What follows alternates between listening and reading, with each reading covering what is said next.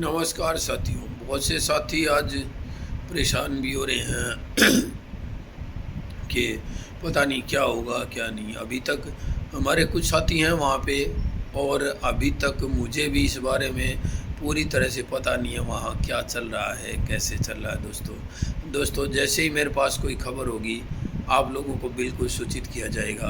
अभी तक जो है दोपहर तक हमारे लिए सब कुछ ठीक ठाक बताया जा रहा था, लेकिन अभी जैसे आचार संहिता के बाद उस ठीक ठाक को कन्वर्ट कर पाएंगे नहीं कर पाएंगे, इस बारे में किसी के पास कोई अपडेट नहीं है साथियों। तो हमारे साथी भी वहाँ इंतज़ार में हैं कि ब्यूरोक्रेट्स बाहर आएँ, कोई बात करें और कोई तो जवाब दे किसी तरह का, लेकिन किसी के पास कोई जवाब नहीं है। तो इसलिए प्लीज़ किसी साथियों को एक दूसरे को फ़ोन ना करें अभी।